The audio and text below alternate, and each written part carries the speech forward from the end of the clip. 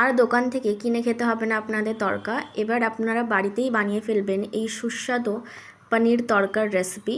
খুব সহজ উপায়ে আমি এই তড়কার রেসিপিটা আজকে আপনাদের কাছে নিয়ে এসেছি।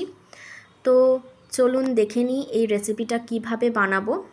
তো আমি এখানে আগের দিন রাত্রে তড়কার ডালটা ভিজিয়ে রেখেছিলাম। এটা ভালো মতো ফুলে উঠেছে। এবার এটাকে আমি প্রেশার কুকারে দিয়ে নেব।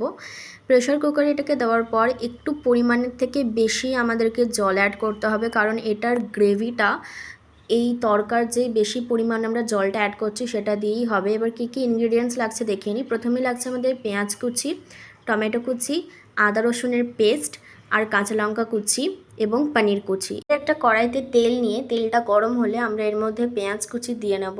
পেঁয়াজ কুচিটা দিয়ে এটাকে একটু গোল্ডেন ব্রাউন হওয়া পর্যন্ত আমরা ফ্রাই করব।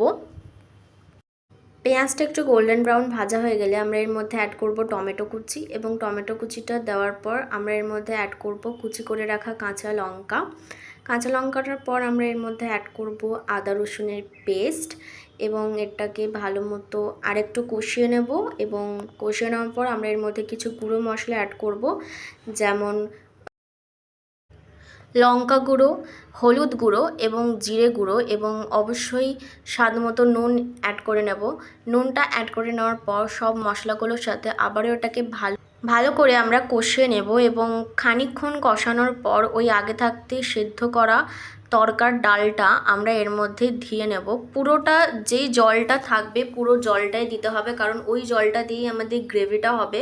তো পুরো জলটাই আমরা এখানে দিয়ে নিয়েছি, দেখতে পাচ্ছ।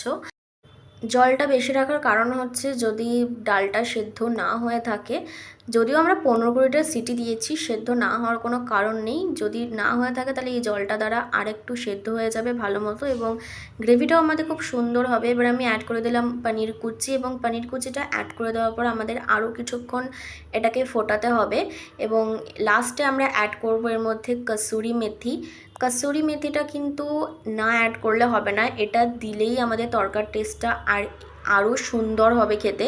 এবং তোমাদের কাছে যদি ফ্রেশ ক্রিম থাকে তাহলে তোমরা সেটা অ্যাড করতে পারো, ওটা দিয়ে গার্নিশিং করতে পারো। তো আমাদের দোকানের মতো পনির তড়কা একদম রেডি। আমি এখানে লাচ্ছা পরোটা আর পেঁয়াজের সাথে সার্ভ করেছি, তোমরা রুটির সাথেও খেতে পারো, ওটা অপূর্ব লাগে। তো ভিডিওটা ভালো লাগলে অবশ্যই লাইক সাবস্ক্রাইব করো।